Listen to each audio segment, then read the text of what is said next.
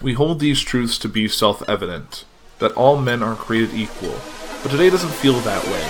We are divided in more ways than one, and the media and the powers that be all have their own agenda. The people of this great nation no longer care about the truth, they only care about the side they are on. At Poor 360, I am trying to change that. We're bringing you the facts and history so we can all learn something and make our own decisions. Tune in every Tuesday to be a part of that journey. The following is a journey into comics. Journey into comics. It's a journey into Is comics. a journey into comics. Journey into comics. Journey into comics. Network. production. And here we go. Ladies and gentlemen, you're listening to Journey into Comics, the podcast dedicated to all things nerd, with your host, the podfather himself, Nate Phillips. Showtime, a-holes! What's up, ladies and gentlemen? Welcome back to another episode of Journey into Comics. It's Journey into Comics 234, I think. I'm your host, Nate. Today, I am joined by my very special co-host for this episode. Welcome back for 2 weeks in a row, Mr. Tyler McLaughlin. How you doing? Good. How are you doing? I'm spectacular. You're enjoying the fruits of my cat. That sounds weird. I'm very anti-cat, but this cat is irresistible. Wicked awesome. She's cute and old, and Old lady cat. she's like Betty White if Betty White was a cat. Yeah. And Cammy White. I'm going to call her that from now on. and was thin. Yeah, she's real thin. But today, also joining us, welcome back to Journey into Comics, Veronica. Hello. How are you? I'm good. I'm happy to be here. I'm glad you're back. Me too. It's been a hot minute. I'm happy to be here. We have a lot to talk about. I'm excited.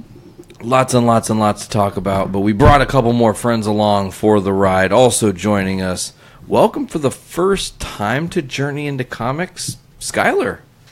Hello. How's it going? It's good. You're also enjoying the cat. She's a very nice cat. She's Cammy's jamming, chosen man. her. Telling you. She's been claimed by the cat. And then, of course, also joining us, co-host of Foodies Watching Movies and Gallif Radio. You know her. You love her. Welcome back to the show, Miss Sara. I lost my strawberry. I'm getting it. I got it. I lost it in a sea of chocolate. can have it. Now it's more delicious. V coming in like the Coast Guard, just Rescue. rescuing that strawberry from the chocolate ocean. That's what I Does do. that make the fork the helicopter? Yes. I'm a motherfucking It's hero. Wow. not just the helicopter, but it's the retrieval basket also. Oh, yeah. It's everything all wrapped into one, yep. Okay, I love that. So, Tyler, you're here, and Skyler, you're here in our world, in Podland. We made the special journey, the pilgrimage. You journeyed into comics. We journeyed into the I comics. see what you did there. Pod comics. Ha, ha, Hell ha. yeah. So, we got to probably reminisce on that. How was your drive up? Pretty awful. Awful's a It word. usually is. Well, Yeah. I mean, we left later than we planned, and then traffic trying to leave town was actually just as bad as the bad traffic that I texted you to let you know, hey, we're getting delayed. It took us 30 minutes just to get out of Lafayette, when in reality it should take us about 8. And it's a Friday. And it's a Friday, so it was Extra. that much worse, because I was supposed to get off work at 3 o'clock so I could beat a lot of the 5 o'clock traffic. I was going to get off at 3, shower, get ready. We were going to be on the road by 5. We've only been planning this for 2 months. Right. So I got quite a bit delayed, and then we got into all that 5 o'clock traffic.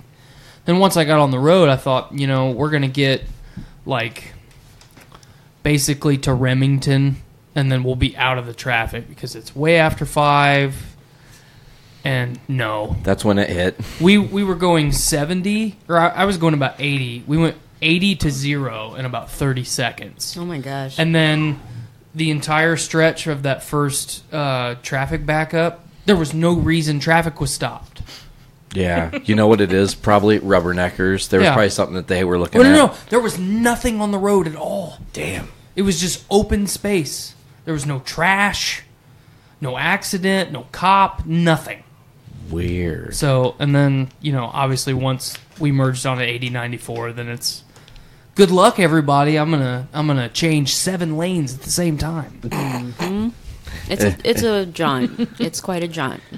Got to drive fearless when you come up here. But I want to mention real quick that, funnily enough, you left at the perfect time because I was talking to you on FaceTime and said to your FaceTime, I was like, I'm going to text you my address right now. And then I immediately started cleaning and forgot to text you the address, and like 40 minutes went by, and I was like, oh, fuck. Did you just lose a strawberry, Get too? that strawberry helicopter. Get it going. I'm on it. Oh, she Got it. revived it. I really set up a game with the toothpicks, you see.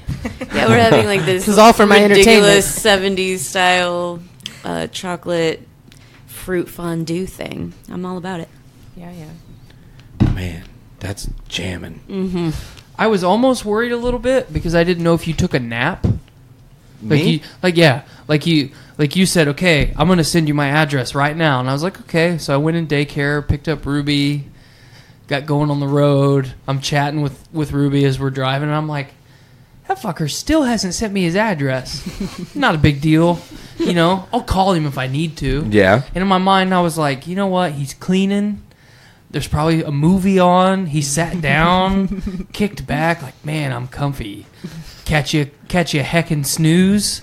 Like, I mean, it's not Friday. heckin' snooze. It's Friday evening. Yeah. I would not look down on anybody for taking a heckin' snooze. No, man. That is not what happened. I just got, like, lost really hardcore in, like, the ADHD of just, like, doing all the things, like Right. cleaning the house. And it was kind of a fun game because it was like I had a little bit of work in the kitchen, a little bit of work here, a little bit of work. So I was just pinballing myself. Bam, bam, bam, bam, bam. You know. And then when you called me, like, the reality that you guys were going to be here set in. And I was like, I only have X amount of time to Right. get all this shit done. Hyperdrive. Womp. Like, let's fucking do it. And then, like I said, I was going to change the laundry, and I came in here, and as I walked around, I was like, motherfucker, oh shit, Tyler, let me do this right now immediately. But I didn't allude to that I fucked up. I just, like, kept it cool. I was like, here's my address. I knew you forgot. Yeah, totally. It's just part of it. Awesome. Love it. But you guys drove up for a very specific reason. It's not like we're just, like, fucking around. And while that would be sweet, Right. this was a pretty badass Friday because while listeners are checking us out on Monday, we got to see Captain Marvel tonight. On International Women's Day. Hey, happy International Women's Day. Thanks. This is like a big special. It's like the You guys most too. ladies we've had on JIC There's a lot ever. more estrogen in this room right now than there is testosterone. We are outnumbered. Right. Get used to it. Even the cat. That's what I was gonna say. The cat. Both of them. She's like, motherfucker. Pet me. But, no, I want to know what you guys thought of Captain Marvel. Like, I think we should just, like, really... First of all, here's kind of how the breakdown of how I want to do this. I want to talk about things we liked and we didn't like, generalization or whatever, and then really review it and say what we say. So let's go around. I don't know who wants to start, but what did you guys I'll think? start. Okay. If you don't mind. Sure, please take it away, V. It is International I love it. Women's I love Day. it. Do it. Take the lead. She just took charge like a fucking game. I'm doing it, motherfucker. I feel like that's how this movie was, too. Do you like my segue? Yeah. All right. Yeah. So, yeah, Captain Marvel. It was a badass movie. I really liked it. I thought it was really good. I would watch it again. I thought it was, there's, always going to be something that I don't like about something because I'm me. But honestly, I really liked it. General overview. A general overview. I liked it. It was Plus. great. Cool. Tyler, you want to go next? Yeah. Counterclockwise this shit. For anyone that has ever listened to the show or listened to my show, Podcastrophe, knows I am very anti-origin story. In my opinion, going to the movie to see an origin story is a waste of a movie ticket and a waste of a movie production, unless it's done extremely, extremely well. Movies like Ant-Man, fantastic Great origin story. Yep. Black Panther got its origin story in Civil War, War. but enough went on in Black Panther that I don't even need to talk about that. Sure. Fair point. I think I heard kind of some spoiler-free reviews yesterday, and a lot of people said that this is they compared it to Iron Man and Thor as being, and Captain America for that matter, being the most similar in the way that they've done the origin story, but I think it's the best one that they've done other than the original Captain America. Because, again, anyone that's listened to me talk about it, the unpopular opinion guy, I'm not a fan of the original Iron Man or Thor movie. I think they are both awful.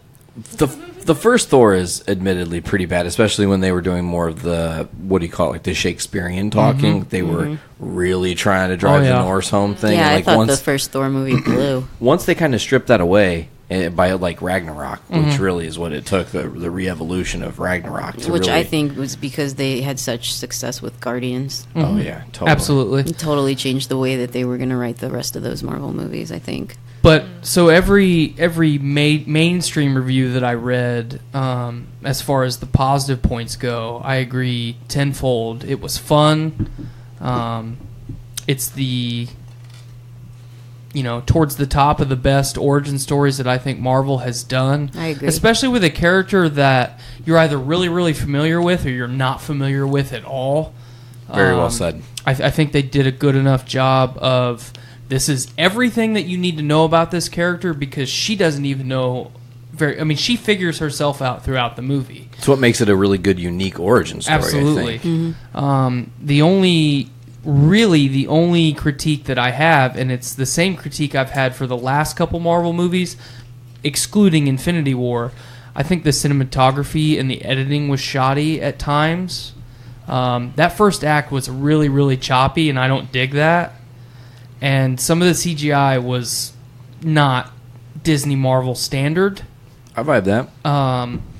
Particularly some of the parts towards the end of the film. Where there was a lot of business happening, I guess is the way to say that. If she was moving very, very fast, it looked kind of shoddy. Yeah. But not enough to make me say, you know what?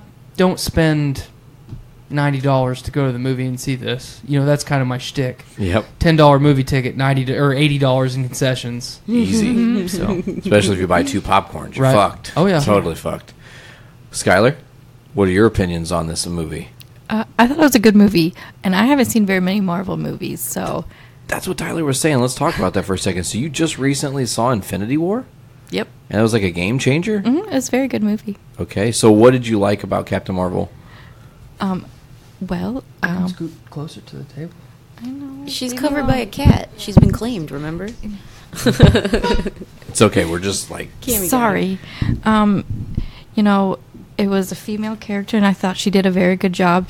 Some of the action shots were kind of crappy. Not crappy, but I don't know. They were just... Not as good as you've seen with everything else. Yeah, like... Having just watched Infinity War.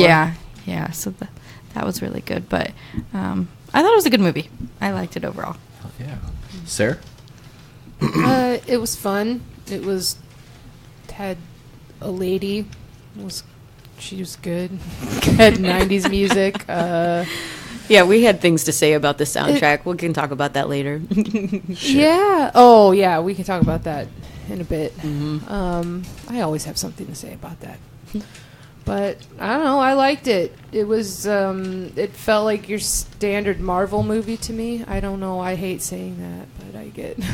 I'm like, it just felt like the same kind of thing. It felt. This one felt a little bit like the first Ant-Man movie to me. It had that kind of a. If I could put them in their own mini genres of Marvel movies, I would put it in with that one. I like that. But. Yeah, it was all right. I liked it for what it was. Yeah. I felt this movie did a really, really, really good job of making you, the audience, be in Carol Danvers' shoes, because you don't know what the fuck. You're dropped into this world at the start of the movie, and you're just like, who are these people? Why are we here? I need some deposition to understand where we are in the story. So they just kind of throw you in this universe, and then they back build it. And through the whole movie, pieces, chunks of Carol here and there and here and there, and you're getting parts of the story here and there, and you're starting to chronologically put together what actually happened. And by the time you figured it out, they're telling you on screen almost succinct, like, this is what happened. What you thought happened. And this is why she was lost and everything. So I also think it did a really, really great job of throwing me for a little bit of a loop. My expectation as a Marvel comic fan, the Skrull are the worst of the worst. I mean, Secret Invasion is a storyline very near and dear to my heart, and their invasion of Earth and the decimation of the Avengers. And, I mean, that's a whole... Literally, Secret Invasion is what I think they're building to, but we can get into that later. This movie just did a really great job of setting her up to be standout. Like, Captain Marvel is, across the board now, standout. She's different than anything we've seen before. It's almost as if Nick Fury should have paged her a little bit sooner. Well, and I think he was really driven home. And you know what? You're not wrong, but No, I'm not. Again, No. you know, there was a lot of conjecture, and a lot of people said, well, first of all, we didn't see this in the movie, but they said Carol Danvers could time travel. She didn't do that in the movie. So maybe that's something we see in Infinity or in Endgame. Who knows? I don't know. But another thing is, you know, you look at I don't know. Wait, how did she not time travel? It was 1995 when she landed on Earth. Yeah, but she goes and she's going to rebuild the Skrull, you know. Is that just... Oh, I got yeah. you. But, I mean, to get back to this... Sorry. Oh, go ahead. I was just going to say, to get back to the Skrull, I was expecting them to be the villains of the story. And I absolutely was, too. Way more than they were. And it plays... They actually played a kind of a neutral side. You could see why you should hate the Skrull, and you can kind of... How it would be horrifying. Totally, absolutely. They're shapeshifters. They can look like anyone. But then you also learn the truth about the Kree and, like, their backstory, and you're just like, fuck you guys, too. Well, and that's one thing that I wanted to add to what you said about as they... You know, I criticized how choppy that first act was. That's my personal preference. Yeah. From the editing side, I think as choppy as it was totally necessary.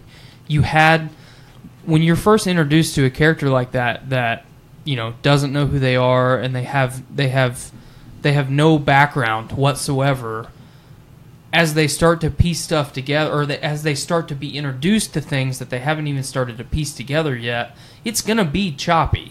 So, you know, don't misunderstand my comment as a you know, dropping the hammer on Captain Marvel, because I love this movie. But one thing that I really appreciated is with I mean I don't even know if they intended to do it, but by filling out her backstory and setting every scene throughout the film, they answered a lot of questions for a lot of people from movies like Guardians.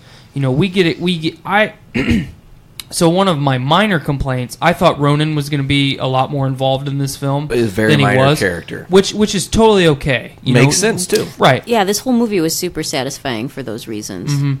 But you figure out what kind of a race, or, you know, kind of how the Kree are doing things, which kind of explains how and why Ronan's doing what he does. Right.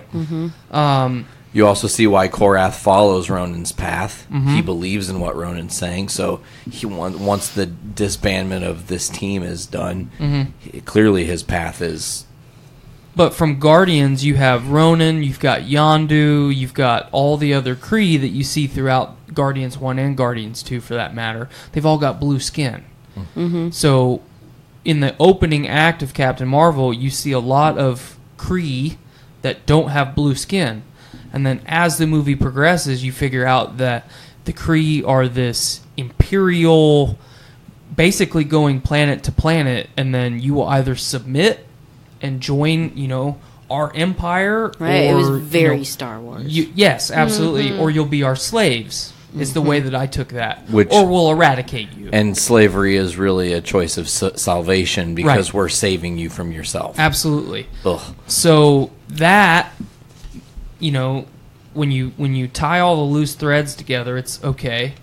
The Kree and the Skrull in Guardians at the beginning come to this peace accord, so they're not going to fight the war anymore. Ronan's like, oh, fuck, I've been doing this for a long time, these bad dudes. And now it all makes sense. You know, he's not just a maniac. he's a military guy that can't let go of the mission. The mission that he lost back on, what was it? Something 53. C-53. C-53. CF, yeah. C or C-53. CF-53. Yeah. Earth. Terra, yeah. Yeah. Man. So to close on my thought about like is it good or not, I thought this movie was spectacular because it answered so many questions across the board. Literally, we were put in a position where they could have chose to do anything with some of these stories, and every decision they made I was pretty happy with, I think. Like, I don't think there was anything in the movie where I would have been like, nah, I would have done that different. Like, even the minor details of just how they shot some things, I was like, okay, I get that. Like, it makes sense. The movie was shot like Top Gun. Mm-hmm. All the shots were... They even had Goose. Which, funny enough, in the comics, was actually named Chewie. Yep. But the reason they went with Goose is because it more fit the Top Gun story of... Because they didn't want Star Wars to be... No, because Star Wars already exists in this universe, so technically it could have. I also love that... I love the movie. Like, in short, I love the movie. One thing that really set it apart for me and immediately was like, this movie is already going to be special for its own reasons, but like, this was the first official MCU movie since the passing of Stan Lee. Mm-hmm. And, whoa... They definitely that had a lot to say opening about sequence. That opening sequence was the fucking man. Like, give it up to Stan Lee. You put all his cameos in there. You know, I wish you obviously don't know because you're like in the moment watching it, like, what the fuck is happening? Holy shit! Like, it's cool. I feel like they probably snuck in his Endgame. Well, I would imagine, and it's in there, and you just didn't see it, like, right, because it wouldn't have registered. I loved his cameo in Captain Marvel. See, and that was one thing that I was super pumped about when it was happening, because I didn't think that we were going to get a Stan Lee cameo in Captain Marvel. I thought that all of the cameos that he had done before he passed were for future movies. I thought this was going to be the one that we just didn't get his cameo in time, you know? Oh, no. So when I saw that, I was really surprised and happy that, especially with the way that the movie opened. You know, it's like, bam, it hits you in the feels. And, you know, the whole theater we were in were very respectful. There was an applause, right? And then you see him again, and it's like... And it was as himself, because he was reading a Mallrats script, which was dope. Yeah. That also means that Kevin Smith is officially a part of the MCU. I'm sure he's pleased. He posted on Facebook. He was crying because he's like, thrilled. he's like, I've spent my whole life referencing this universe, like the Marvel characters, and it's been my first passion. And they recognized me, and now I'm a character in their universe. And it was just like, that's super cool. So yeah, it is. It is good totally for him. cool. Fuck yeah, Good for you, Kevin Smith. I love Kevin Smith. So yeah, the cameo. I don't know where if we want to start about the cameo, because like the cameo happened pretty early in the movie actually, like and it actually happens in a scene that we've seen in the trailer. The grandma fight scene, the grandma train fight scene, which is. Can I just bring something up really quick since we're talking about trailers? Please do. We sat through some really long trailers, guys, and I feel like all of the trailers for the movies we saw was the whole fucking movie. Like, what is the point of me going to see any of those movies? Because it pretty much showed me it in the trailer. And Nate and I talked about that last week, especially with Marvel. I think we're going to continue to get really long trailers like that, but they're going to continue to throw even more trickery in as each movie progresses. You know, over the next 10 years, we might get a 45-minute long trailer that is all just random shit. God, I hope not. I hope not too. But that's the trend. I mean, you see a movie trailer, and I don't even. If it's like the minute and a half long ones, I'll watch those, like on YouTube. You know, as totally. I'm scrolling through my feed. I love watching trailers. Don't get me wrong. It was just like the way that these trailers are being shot or whatever, put together. It gives away the whole plot of the movie. I think part of that, though, is in response to a little bit what we talked about last week with the people ruining a movie before it's even in the theaters. If they put enough material up front in the trailer to try and entice as many people as they can, that might limit some of the people that try and go after it right out of the gate. Sense. Like a lot of people did with Captain Marvel. on the way up here, I kind of did a quick public service announcement to tell people to stop being dicks. Just a quick thought. You said that. Yeah, just a quick thought, because as soon as we got in the car and got on the road, I was frustrated with traffic, and I was like, you know what? This is the perfect opportunity for me to call out all the fucking dickheads that tried to ruin this movie. Here I am on Women's Day with my wife and then 2 very powerful women that I like spending time with. Word. A man making his transition to become a woman. Thanks. Jesus. Estrogen power. But, damn it. I couldn't hardly say that with a straight face. Stone Cold Stunner. But, I don't get in modern cinema, modern video games, books, magazines, comics. I mean, it doesn't matter what form of media it is. Somebody is going after it, and they've never seen anything about it. Like, how can you have such little time or such little substance in your life? I get people disliking something when it's justified. You know, I don't really like to eat bananas, so I'm not going to eat bananas. And I'll say, hey, man, bananas are gross. I mean, obviously, it's a really bad example. It's a pretty good fucking banana. I'm jamming it right now. I'll only eat a banana if it's green. A little fun fact for you. Will not eat a yellow banana. But I don't get it. You have issues, you know, man. I am a very judgmental, hard to win over guy sometimes. And there was nothing through any of the Captain Marvel trailers, any of the Captain Marvel news. When Brie Larson was cast as Captain Marvel, I wasn't super excited because I'm not a big Brie Larson guy. But I didn't get on the internet and just, you know, start tapping away at the keyboard to stop other people from enjoying it. Right. I just don't get it. Like I said, haters gonna hate. I think that's because people feel like, here's the issue with the internet. The internet has given everyone a voice. Right. Everyone does not, no offense, deserve to be able to use their voice. I feel like we need to just refer to that scene in Jay and Silent Bob Strike Back where Ben Affleck is talking about what the purpose of the internet is actually for. The internet is a place to come together and bitch about movies. It really is. I mean, yeah. But at least watch them first. No, have an informed opinion before you bitch about it. Well, that's what we do. And, you know, to follow up on our story from last week, Rotten Tomatoes had to remove like 5,000 more reviews from Captain Marvel just because they were spam, bullshit, negative reviews that don't... They're not... Here's the deal. If you can constructively explain, like, I didn't like this because... Okay, for example, Man of Steel. Mm-hmm. Pretty easy to say, I don't like that movie because the first half of the movie is like an origin story, and the second half of the movie is like a sequel to the first half of the movie, but there's no reason to have a sequel because it's still one story, and you didn't really do a good job of separating. I can explain to you what I didn't like about that movie. Saying, this movie has a girl and it's bullshit, like, fuck off, dude. There's no place for that. Remember when they new Ant-Man and Wasp costumes were released and people went after Ant-Man and the Wasp costumes? Yeah, mm-hmm. I just don't fucking get it, man. Find something else to complain about. No kidding. People just have too much time on their hands. And not enough love in their hearts. I mean, I guess it's like historically speaking, this nerd culture has... I mean, you can look at like articles from the 80s before Michael Keaton was Batman. People just tore him apart. Right. He's going to be shitty and this and that and the other. And it's like, to touch on you and not necessarily having super hype for Brie Larson, you didn't lose your cool about it because Marvel has a pretty good track record. Right. If they cast somebody in a role, they're going to do great in that role, obviously. I was no different with Paul Rudd. Ed Norton. Sorry. I was no different, though, with Paul Rudd as Scott Lang. Because when I first got wind of Ant-Man, I thought that we were telling a Hank Pym story. Word. And not a I Scott thought Lang that too. story.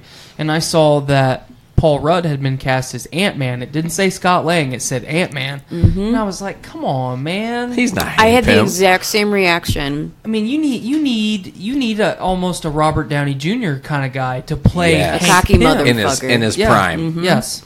Correct. And Skyler and I watched Ant-Man together for the first time. I didn't actually see it in theaters. And from the moment that movie started until the movie ended, we both had a fantastic time. There is not one part of that movie that I would say I didn't enjoy. That was a good movie. I liked Ant-Man and the Wasp too. And I was Yeah, I was thoroughly impressed with Paul Rudd. And every time I do a podcast with you and we talk about movies, I say Marvel and Disney have figured out how to cast the right people for the right roles. Obviously, they're not all winners, but I'm going to say 9 out of 10. There's no one else that can play that part. I don't know. I have concerns about Jake Gyllenhaal in the upcoming Spider-Man movie. No, he's going to be... After having just watched that amazing movie, Velvet Buzzsaw, on, what was it, Netflix? Or Hulu? That Yeah, it movie was was just Netflix. for us, though. Other people didn't like that movie. I know. What the fuck? They was just just didn't for get us. it. It was so good. But I can't see him as any other character now besides that art critic. Oh, but I think he's going to slay as Quentin Beck. I mean, the character ability of Jake Gyllenhaal and his career, I love Jake Gyllenhaal. Here's I'm one fucking thing with that, you. like, to debrief on the Jake Gyllenhaal casting for Mysterio. Quentin Beck is an actor, and he has a traveled past, failed past as an actor. So you give Jake Gyllenhaal, who has an actual storied career, done fucking tons of different kind of movies, Donnie Darko, Nightcrawler, everywhere in between. Velvet Buzzsaw. Velvet Buzzsaw, yeah. Everyone watched that, by the What way. was the one that he did where he was like, he was on a train and there was Source Code. Yep, that one.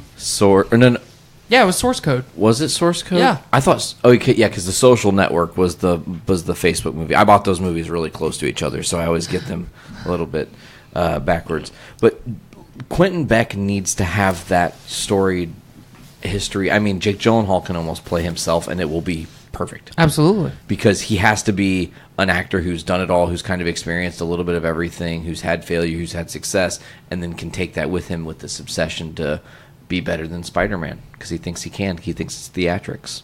I can't wait for the new Spider-Man movie. Oh man, I feel like we're going to be so fucking emotionally drained by that point. Like, I just started to ride the roller coaster up. Today we're riding the roller coaster up.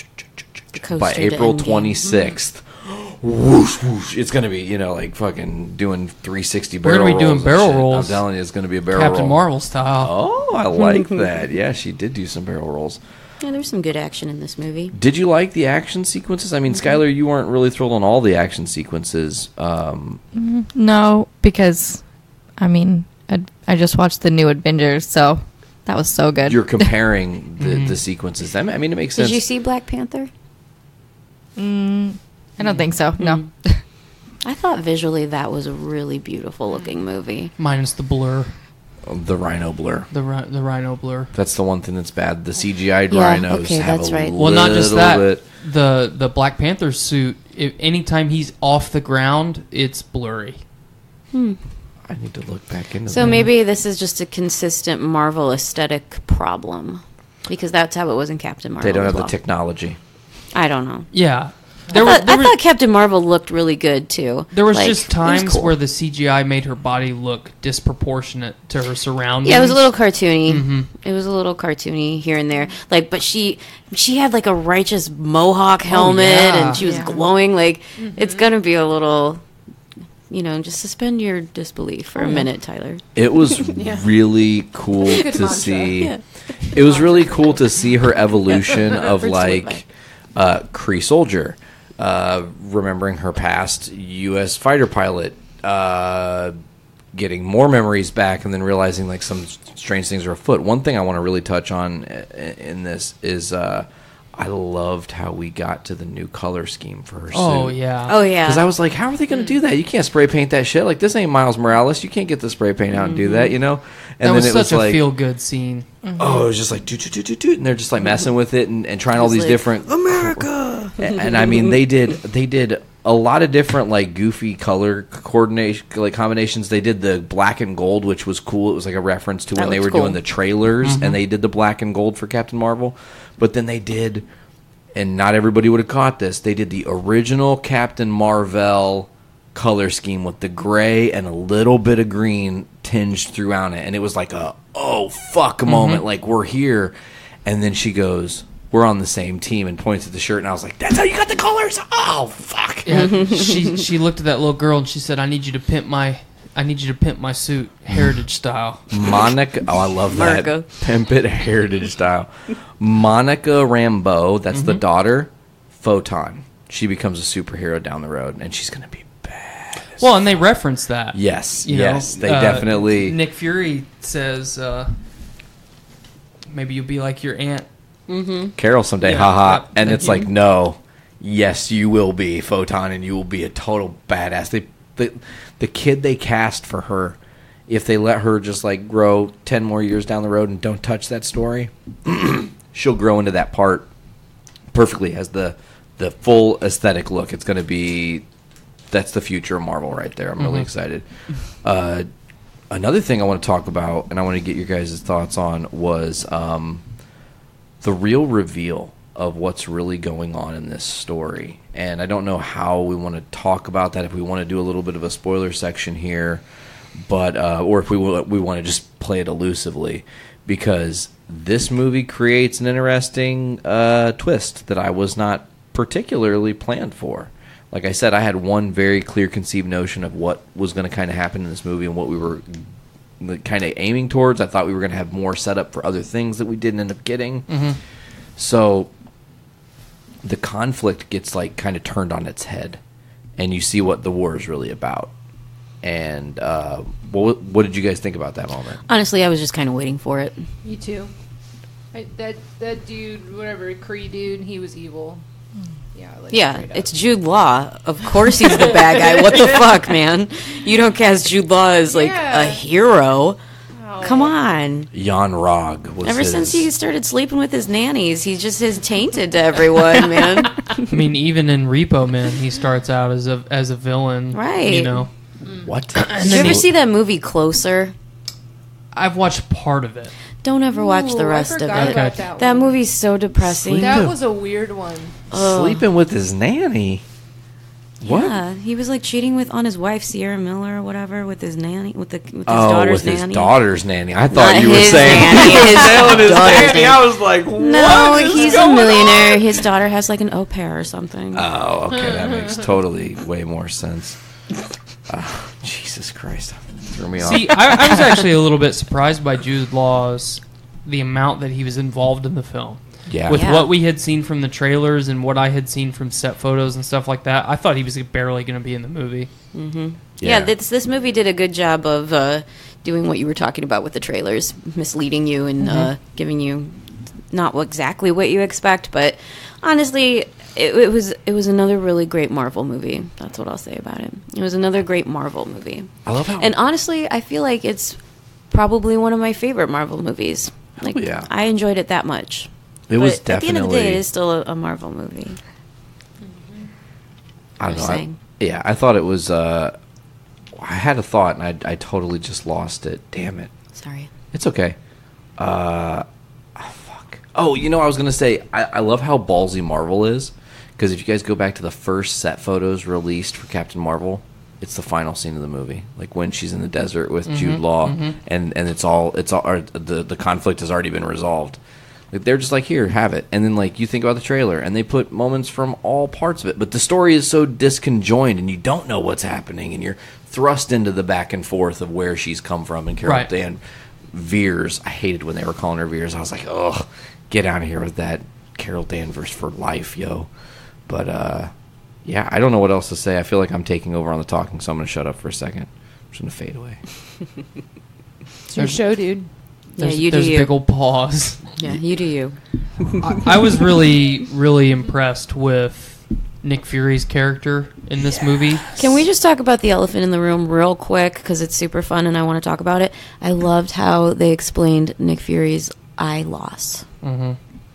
Totally not what I expected. No. No, and I was kind of, as the movie progressed, like, is it going to happen now? Is it going to happen now? Like, is he going to get sucked out the window? Oh, I knew it was going to happen. Is it going to happen in the car wreck? Well, when he gets the shit beat out of him at the very beginning of the movie and his eyes all red, I was like, okay, got his eyeball ruptured. I mean, it makes sense. This You is can't just have a like ruptured building the eyeball. mythology of the eye. Right. As they do in the movies. Oh, man. Yeah, and then it was something as simple as it was, and I loved it. I don't know that I want to spoil that for anybody. I don't think I want to either. because it was like, oh shit. Yeah. They do such a good job of building up to it comedically Oh, yeah. that when it happens, it's like, God damn it. God damn it. That's what he says in the movie, too. He's like, God damn it. That's it. Ugh. Lost his motherfucking eyeballs. Can I also briefly just touch on how the de-aging technology is fucking insane? Yeah. Sam He Jackson looked looked good. like- I felt like I was finally getting to watch a new movie from the 90s that I haven't seen and loved already. Jules Winfield. He looked like straight up Jules Winfield. I was getting ready, Yeah. getting ready to say you throw a little teeny tiny afro with a little Jerry curl thrown in it. Yeah, You he got would be Jules there. again. He would be Yeah, there. they were in L.A. He could have been Yeah. in Inglewood. You never know. Looking for the wolf. Yeah, he looked great in it. I loved the whole 90s thing. You know, it's on trend or whatever, but I liked all the music. I liked the clothes, and everybody was staring at her walking around like an alien, which was pretty funny. Because she You know. was, in fact, an alien. Yeah, it was nice seeing a blockbuster again. That was fun. There's still one surviving in the I world. think that's the I one know, they I shot read about that that. in. In Oregon. That's the actual one. Yeah, the one is Birds. They sell beer now, too. What? Yeah, they have a the last Blockbuster beer. Do they have Blockbuster beer and original recipe Butterfingers? Oh, you want to get into that? I'm rant still a on little here? bit salty about that. I can't let it Ooh. go. Well, guess what? Our town still has An original F-ton. Butterfingers. I'm gonna have to stop and stock up Yeah. because my town has been cleared out. Oh, Bummer. shit. I was really disappointed Nothing about but that. improved recipes, and they're nasty. Yeah, My ass. We talked about that on Foodies, didn't we? We did. You know what we didn't talk about on Foodies that we can brief on here? Have you guys tried the new M&Ms? There's 3 different Ooh, flavors hot of damn. M&Ms. Oh, yeah, I saw your post. So in there's the group chat. they're Mexican jalapeno, This is what we talk about in our group chats. English toffee, M&Ms. and then Thai coconut. I'd probably fuck with the toffee one. The toffee one was the best, and it was Yeah. sold out the next day when I went back to get another Damn. bag. Yeah, that was the It's best going to one. win, for The sure. Thai coconut was tasty. I did not try the jalapeno because I don't jam on that. You don't fuck with the spicy. But Yeah. the toffee one was really good. It was yucky anyways. I It didn't was? like the jalapeno one because it like it tasted like when you like if there was something jalapeno flavored in a cup, and then you poured that out and you put like chocolate jalapeno in it. extract. Yeah, La and then you Croix swirled Pino. the chocolate around in there, and it was like the used to be flavor of jalapeno. The ghost of a Like, jalapeno. It was ghost of jalapeno, and it was just nasty. I don't know.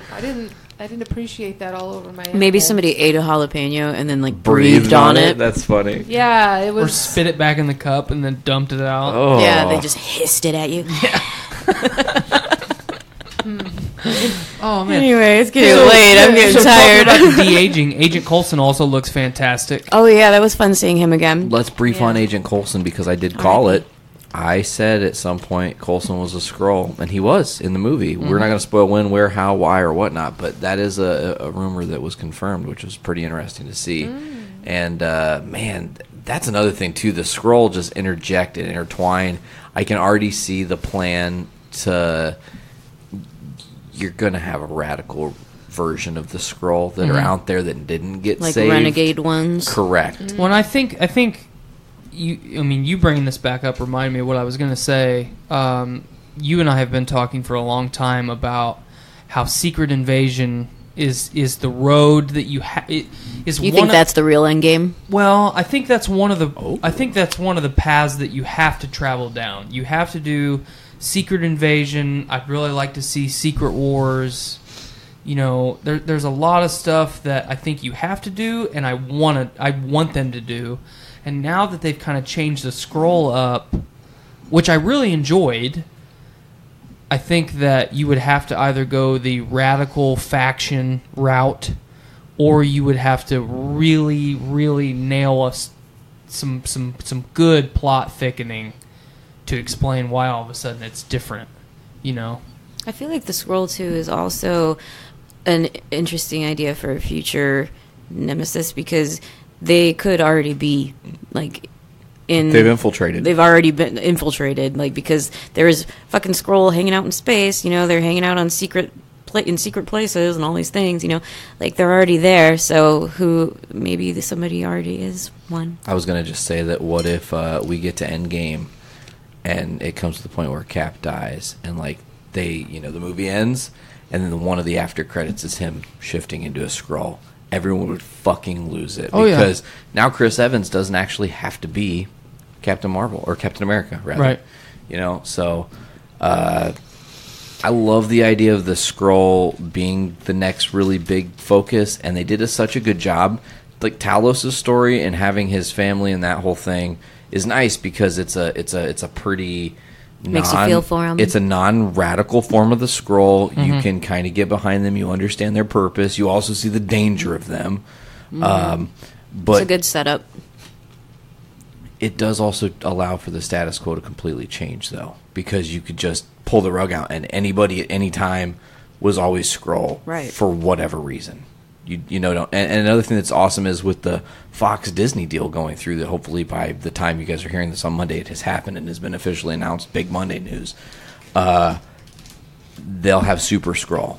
And that is a character I would love to see Marvel tackle. Super Skrull was a character who had all the abilities of the Fantastic Four in one Skrull. And he wasn't like typical, he wouldn't do shape-shifting. He stayed scroll down and pissed off at everybody. So like one arm was on fire, one arm was fucking elastic. Sounds one like a arm, hot mess. He was a hot mess. One arm is like, one leg is invisible, one leg is fucking like the Things. Like he was a trip. You know, or maybe his fist was like the Thing. That might have been. I thought his fist was like the Thing. His arm was elastic with the Thing fist. Yeah. That's right. Couldn't he just go invisible? Yes. Yeah. Yes. Yeah. Yeah. Super Skrull's a dope ass character as well. You have Annette Bening's character who kind of plays a double role. She's the Kree, well, she's not the Kree, but she's the Kree Supreme Intelligence for Carol. It's weird how to say that, like because her subconscious iteration of the Supreme Intelligence. Correct, because appears as Annette Bening. And no one has ever seen the Supreme Intelligence true form, which I love that. There's a sentence I never thought I'd have to say. Yeah, Annette Bening is Supreme Intelligence. But then she also plays a very pivotal role, obviously, in Carol Danvers' story. And a much larger... I feel like I don't want to spoil it because it's so good. Like, the actual story to go in not knowing what actually is going to happen is so pure in a lot of ways, you know? Yeah, maybe we can give it some time and talk about... our full, spoilery thoughts on an upcoming podcast after it's... Oh, I'm sure. Once it's cooked. Yeah, once it's cooked. I'm into that. I want to talk about, and I don't know how we're going to really do this, but I do want to talk about the after credit sequences, so I guess it's going to be a little bit of a spoiler. But I mean, people are going to watch it on YouTube before they even watch the movie, so I don't feel bad about spoiling the end credit sequences, especially the last one. The last one threw me through... I mean, the legit... after credits scene. I mean, it was hilarious. I feel like we should just say we're going to talk about this, so if you don't want to be spoiled, we'll do like a little pause, right? Or just come back in a minute. Yeah.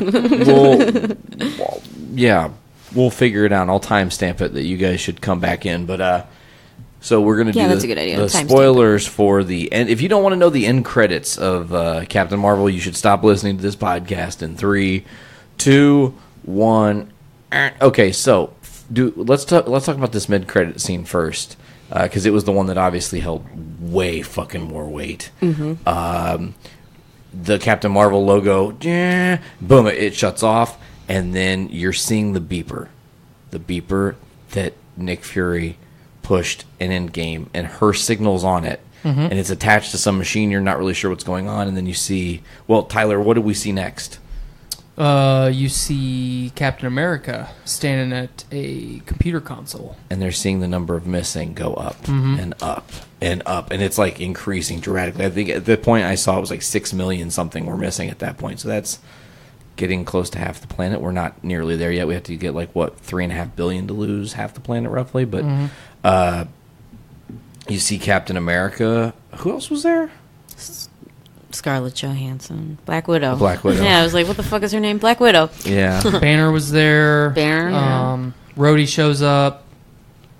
That's the 4 of them. That's all that's there. And they're essentially trying to keep this thing that they don't really know what it is. Running.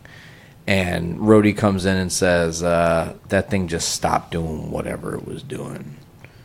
And everybody kind of goes into a panic, and I loved it. As soon as they started panicking, I knew, haha, funny, what the end game was.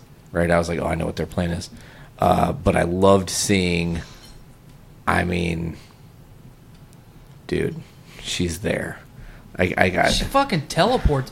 So, at first, I was like, okay, she's either been traveling since, I don't know. We don't know. She has longer hair. We don't know the amount of time between the moment Nick Fury hits that beeper and it sends the signal to she receives it, or till she receives it and gets there, and then gets back to Earth. And they have to find the beeper first for that to even That's another great. The last point. time we saw this beeper, it was R.I.P. Nick Fury. Mm-hmm. But we see right at the end of Captain Marvel, she has the ability to travel supersonic, basically light speed. Mm-hmm. So at first I was like, man, she can't travel that fast. Okay, yeah, she can. It depends on how close she is. Yeah. There's no reason that she's in another galaxy. She talks about that a little bit, but there's no reason that she's that far away at that moment. And she said he can reach her up to a couple of galaxies. Or So- whatever. So one thing, that was dope. Oh, I really liked it. I like that movie. well, I really liked Black Widow's exposition right before it cuts to Captain Marvel showing up. Yeah. Because it's the camera is slowly zooming in, and it's so subtle you can't hardly tell that the camera is panning in on her more and more.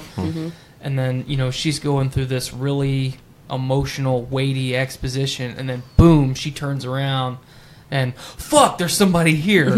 Yeah, and she looks pissed, and she's like, "Where's Fury?" Which I really appreciated that, because she's probably pissed he didn't page her sooner.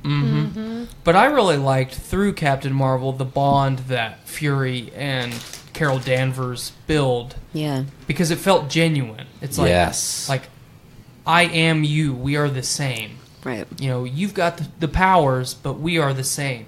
We're cut from the same cloth.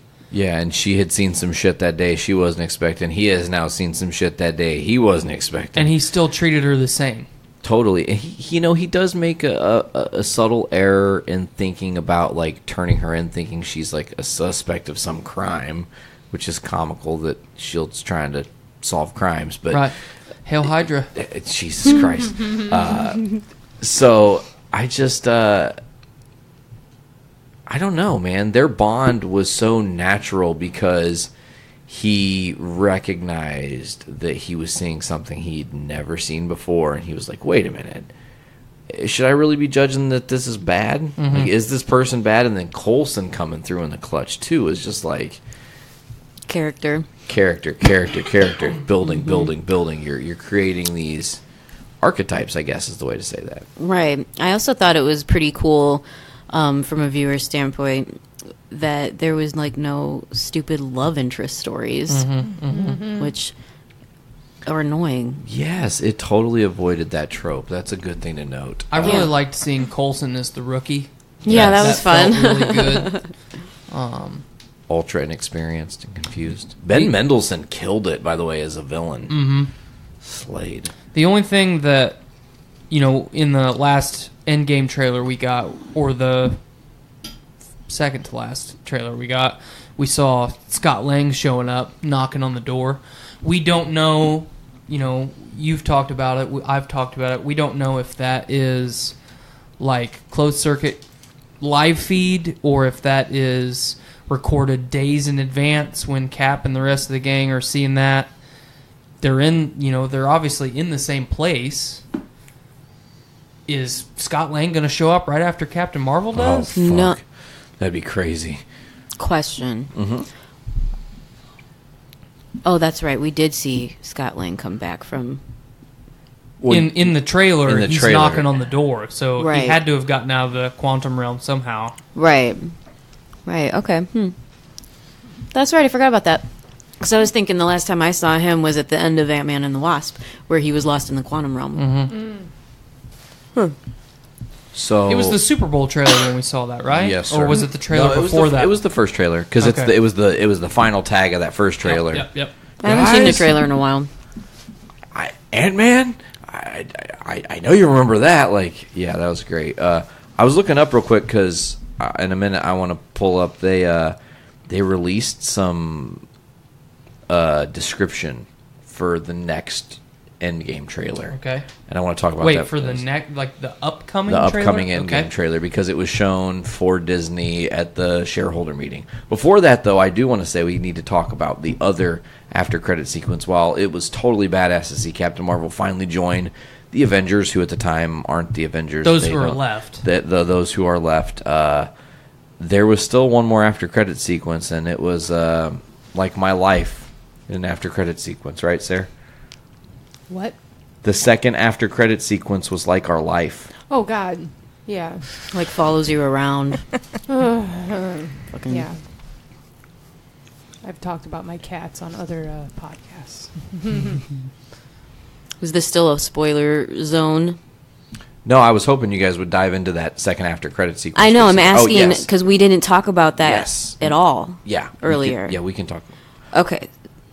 Oh, I see what you're saying. Happened in the after credit sequence? We didn't talk about it at all in this episode because we wanted to keep that part spoiler free. That's right. Remember? So what do you want to do? Instead, let's just talk about the character that's a part of that after credit sequence, huh? Because we haven't brought up that character at all in the talking about this movie. Little Cthulhu cat. Goose the cat. Mm-hmm. Goose the Cthulhu. What was he? A Flarkin? Flurkin. Flurkin? Flurkin. Flarkin? Flurkin. Flurkin? Flurkin. Fleegan? Shurkin. Durkin. Are we Swedish? What? I wish good day. if I could model myself after any character and everything, I would be Swedish Chef from the Muppets. I'm so glad you said that. I fucking loved Swedish Chef. Dirty meatball. Carvedy turkey. Yeah. Carvedy punky. I would be Swedish Chef. Bork, bork, bork. Wow, Captain Marvel's projected for a 160 mil opening weekend. Good. It did a huge Thursday, like 22 mil for its opening weekend, right up there with your Black Panther and right up there with Dawn of Justice. So that was pretty cool. But I want to find this footage that they described. By the way, we're done with spoilers now. But yeah, you guys should totally talk about Flurkin Cat. I had heard rumors going into the movie that, you know, the cat was going to be the one to save the day. And, Goose the cat was the most important character in the movie, and I was like, this is just clickbait. Somebody trying to get a little bit more ad revenue from an article that they've written. And I legitimately enjoyed every sequence that cat was involved in. I mean, seeing him and Fury dick around with each other was just that. He was really into that cat. Yeah. When they took off in the ship the first time, and the cat was like stuck to the fucking. The G-forces got it. Yeah. Glued to the wall. Oh Jesus! You guys getting the little ad tune. Yeah, ad tune it up. I found that footage, by the way. We're gonna talk about it in a second, but let's go ahead and give an actual review on Captain Marvel.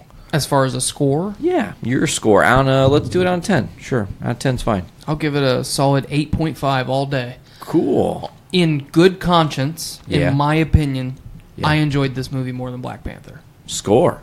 Nice. Is that your favorite Marvel movie? Is Black Panther my favorite Marvel movie? No, Guardians of the Galaxy is my favorite. Where does this fall in comparison to your Guardians score? Top 3. Yeah, for sure. Yeah.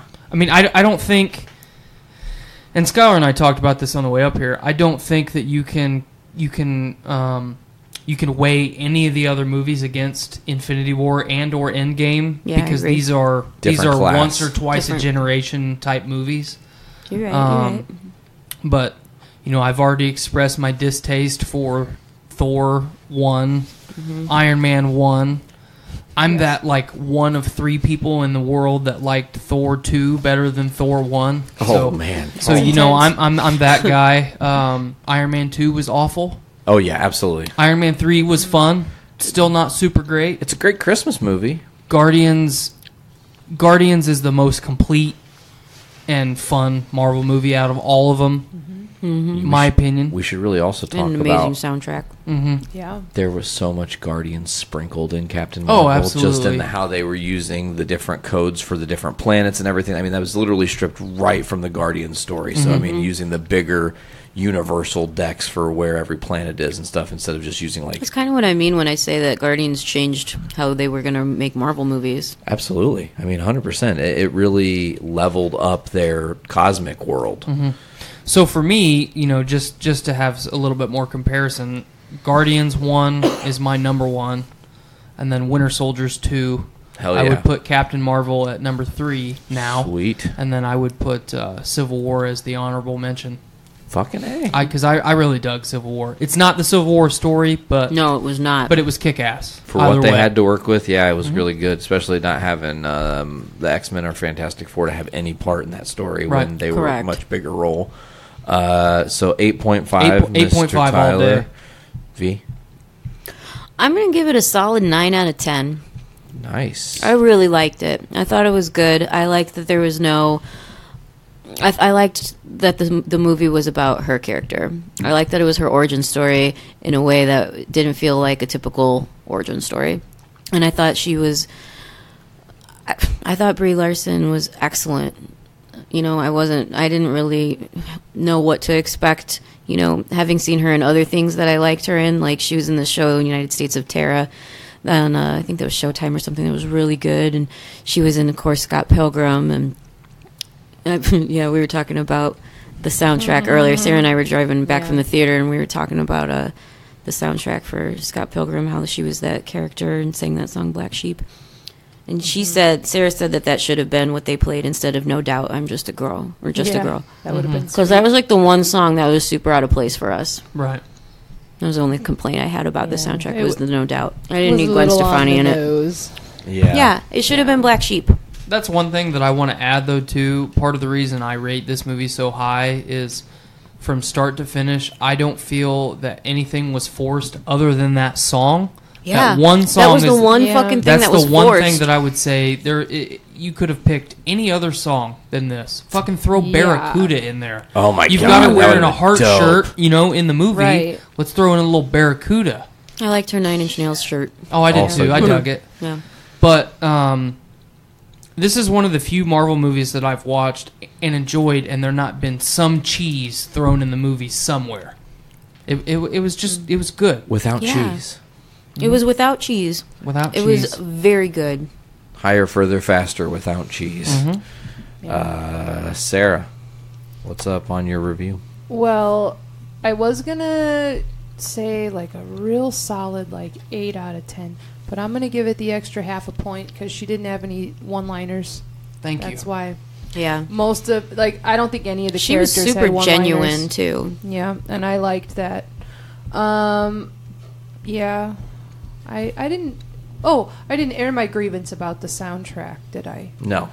Yeah. It was okay. It sounded like stock Marvel music, know. You had your string sextuplets and all of your other horn swells and all that business, it all especially during what we were referring to as the Star Wars scenes. That's what I want to talk about, because the part where they were racing around the canyons in the ships, did anybody else just hear Star Wars in it? I did, all the for sure. But I mean, again with the on the nose, it's they were well, John Williams did this right, why don't you just make something like that? And they do that sometimes in Hollywood. A lot of times that's how John Williams became John Williams. Said, make it the John Williams treatment, the planets and some other things. And I did that on JIC once too. The voila, planets. he makes Star Wars, Yeah, I feel like that's how they have to lure people in. That's how they can capitalize on their demographic. But the thing is, it's it doesn't have to be that. Just because John Williams did that in Star Wars, just because there's a ship racing around a canyon, doesn't mean it has to have those same musical elements. That's not for all time married to that. It's to do that something scenery. original, man. Do something different. Right. Because this was a different You can movie. tell so many millions of stories with music. Do you know how many instruments are in an orchestra? Anywhere from 40 on the small end to when we were at a lecture, there was 100 people. I mean, think of all those instruments, all those different things you can do, and they're doing the same one thing over and over again. I would almost rather them throw in something when they're zooming in the canyons, throw in a little stranglehold. Oh, some nude. Yeah, a little sweaty teddy. I would literally done anything. But, that's what I'm saying. But we're in space. We're in space now. We have to have trumpet cadences when they're going around the corners. I mean, come on.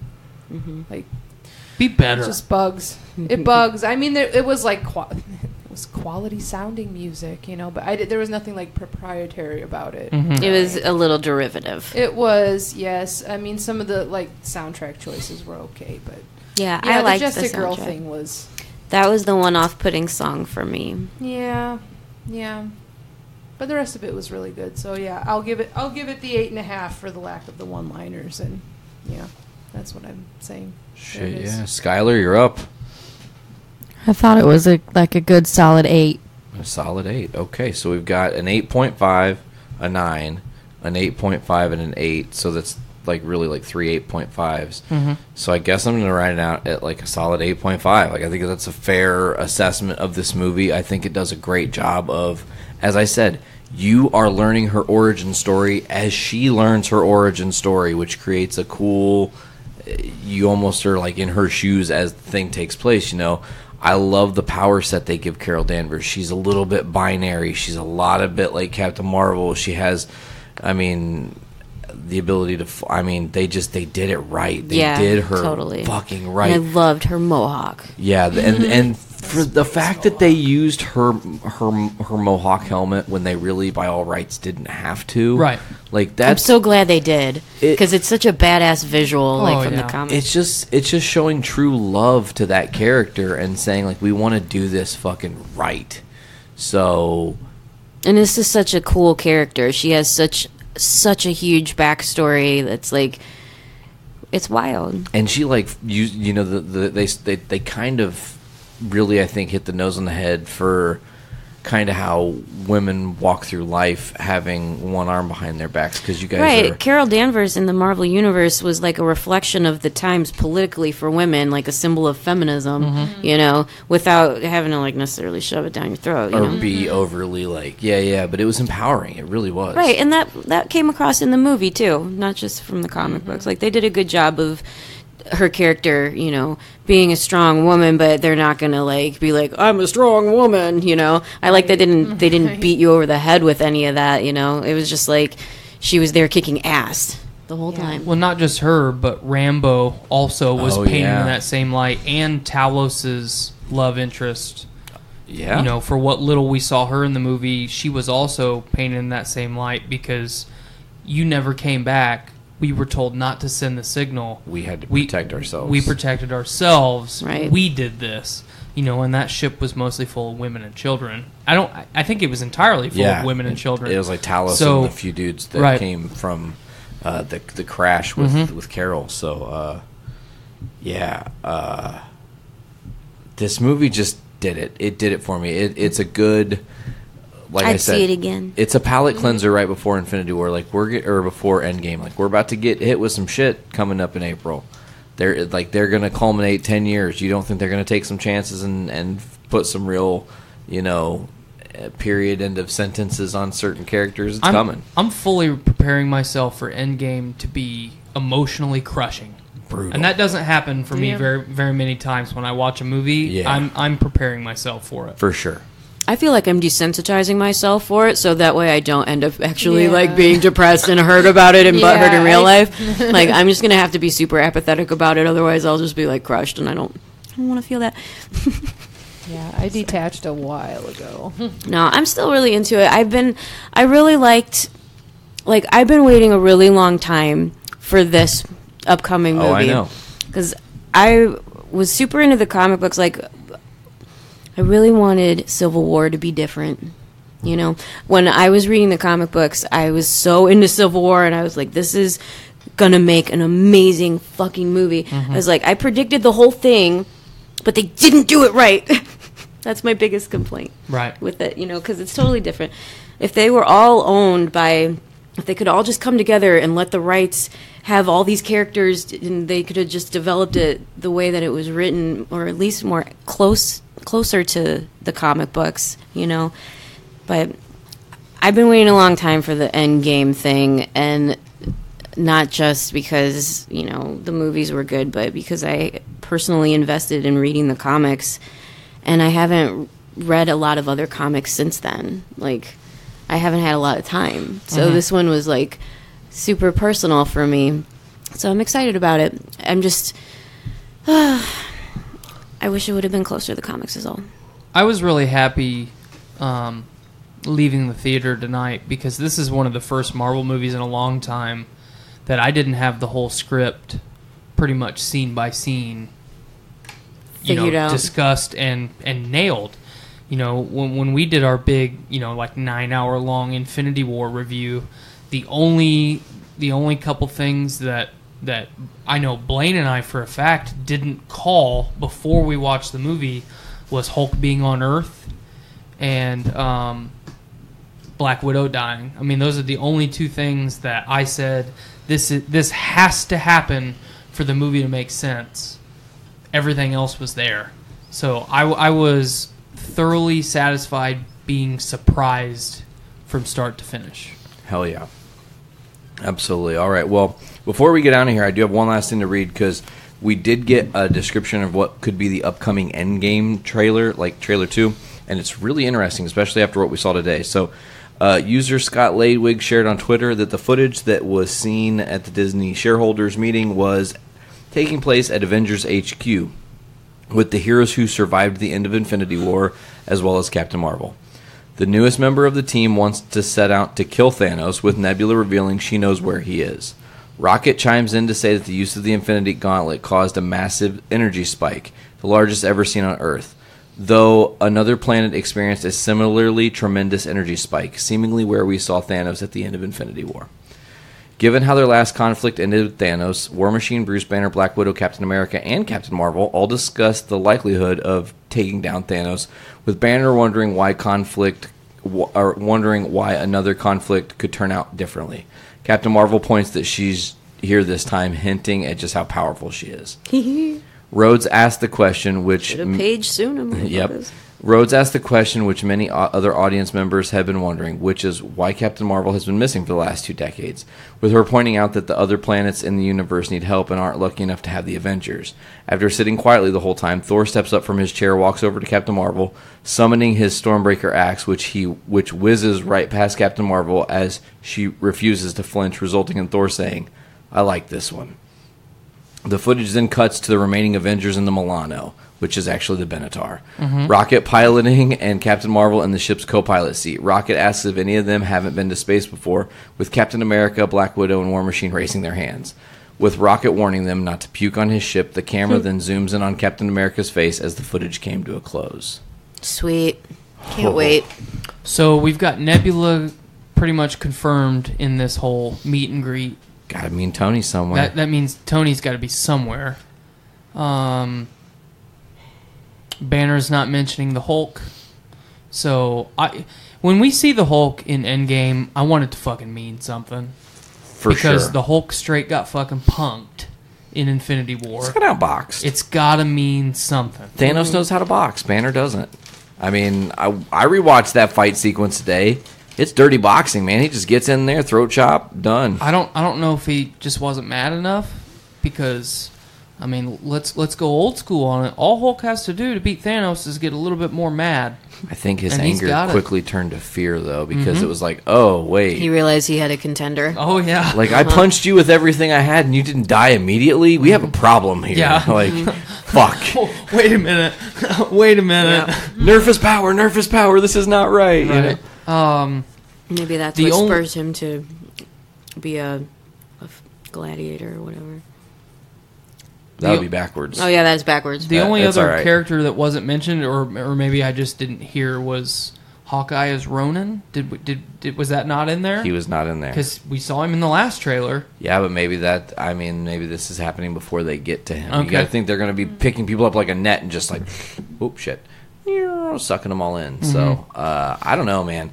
This footage sounds dope. I love that there's a little bit of comedic elements happening. It's cool to hear that there's going to immediately be a Rocket Captain Marvel team up. If you ever thought you would hear those words. Oh my god, I can't wait. Like, she's had Goose the cat, and now Rocket the raccoon. So, like... Rocket the rabbit. Rocket the rabbit. Rabbit. He's so confused. He's like, I've been called everything else. What's a rabbit? My personal favorite's in Guardians 2 when he's like, you're a trash panda. And he's like, is that worse? It's so much worse. You know, he's just... I love those movies. Oh, man. Those are the best ones. Hell yeah, I agree. That and Captain Marvel. All right, well, is there anything else we want to discuss? Sarah, do you have anything? No. V? I'm good. I said my piece. It was dope. Go see it. Attack of the Yawns. How's it going? Very tired over here. I vibe you. You guys got a long trek ahead. Are you doing all right, Mr. Co-host? Well, I was going to say, Skylar probably wouldn't have been able to say more than 2 words during the show if she had a cat in her lap, but she was deemed unworthy and abandoned by said... Cammy got up. She's gone. Goose. Separation anxiety? Oh, she probably fell asleep somewhere. She's a grumpy old lady. Or she went and puked. Lucky. She's puking somewhere. You might have a Tesseract laying around here somewhere. I don't, actually, unfortunately. It'd be That'd pretty be cool really if you did. Yeah, it would be really cool if I did. But I'm before, so glad you guys came up. It was super Yeah. fun. It was fun. It's good to hang out with you guys. it's cool to have like a get together, not typical to what we usually get to do together, Tyler. It's awesome. Yeah, usually we're in Lafayette, like, super duper busy doing things. Well, I've been trying to kind of rally the troops with the Lafayette squad here for a while, because it's not fair to you guys to always have to come to us. You know, it's a 2-hour drive from here, plus you're losing an hour, not gaining an hour like we do when we drive up this way. But we get it back. It's so dope. Right, but you know, it's not always fair to you guys to have to come to us. You know, we're not home base. This should be home base. Well, I mean, I don't think so. I actually kind of think... I mean, this is Pod HQ right here. It is, but that... I mean, really, OG. though, I think the roots of this network are born and bred in Lafayette. Like, And that's fine. I mean, you know. But like Blaine and I have discussed, you know, I don't expect AP and all the way up north crew to just cruise down at the drop of a hat. But if we can kind of split the difference 50-50, you know, we'll make a couple trips. You can make a couple trips. Hell yeah. You know, we'll all Sounds kind like of a plan. share the load, because I don't look at it as a burden. I mean, driving sucks for everybody. Let's just be honest. It's not that bad of a drive, though. I used to live in Lafayette when I was in college, and I would drive back and forth a lot. But I mean, on a Friday afternoon when you're tired and traffic is awful, I mean, Yeah. it That's sucks, the other no thing matter about what. Lafayette. It's a college town, so the pedestrians are a-holes Oh, yeah. and everywhere. Traffic is horrible. That was a pitfall of that. Cool town otherwise, though. Good food. But we've good been- chicken and waffles. Oh yeah, but we've been Pizza planning pie. this trip for a long time. It's long overdue. We did it. We got through the trip. We did We it. made it successfully. Now you have to get home. That's the last part. Like, just drive home and text me. I'm home. I'll be asleep, but still text me. You'll be getting that heckin' snooze I thought you I'm were a- getting I'm a- later. It's the best heckin' snooze. You don't even know. All right. Well, before we get out of here, as always, folks, you guys can check out the Journey into Comics podcast at journeyintocomics.com on the Journey into Comics network. You get all the different shows on our network. Get us on iTunes, Podbean, Stitcher Radio, Google Play Music, or Spotify. Just search Journey into Comics Network, where you get shows like Journey into Comics, Pour 360, Foodies Watching Movies, Adulting Ain't Easy, Journey into Wrestling, Podcastrophe, The Voice of Survival, Crucial Tunes, Kids for Sale, Gallif Radio, Brews with Dudes, Dungeons with Dudes, and Best of the Week. Bam! Did it all. Wow. Suck Ever it. remember Did all of them? Did you get all that, everyone? I did. That was all of them. amazing. That was fucking There's going to cool. be a quiz. after Yeah, the show. you'll be quizzed. Also, make sure to check out Take notes. Podcastrophe every you. Thursday on podcastrophe.podbean.com. Also, right here on the main feed of the Journey into Comics Network. We really love and appreciate you guys. Go to patreon.com and be like Blaine and give us $1 for early access and exclusive content. He actually gives us $10 now. I love him, man. Wow. Yeah, he stepped it up. I was like, man, because I'd always talked about, like, it would be cool if, like, network members could donate at any point, because it's just literally going to go sit in the Patreon, and then we need to use it, fucking use it for something, you know? So it's like technically like JIC savings. Like, I don't know, that doesn't really make sense, but it could be, Right. I guess. Anyways, all right, well, I think that's going to do it for this week at Journey into Comics. Journey into Comics 234, higher, further, faster, without cheese. I have been Nate, I've been Tyler. Veronica. Sarah. Skyler. and we will see you guys next time. As always, tip your caps back and fill your brains with shit. Later, guys.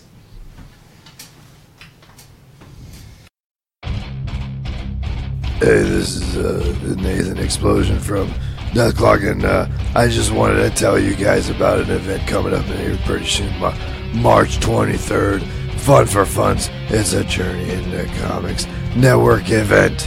Oh yeah, and it's featuring live podcasts from Brews with Dudes, and Podcastrophe, and Dungeons with Dudes, and Journey into Comics. With performances by those jackasses in band number 1. Also Boner Sylvie, Walk Among Us, and yesterday's Chips. I do not want to say the things about the comedians, the big Santa Claus's comedians, name's Patrick's Mercies. It's the live stand-ups guys that will be there at the North in pubs on March 23rd. Dr. Roxo, the rock and roll clown, baby. Here to tell you one last thing, man. You might have forgot about it, but doors are opening at 3.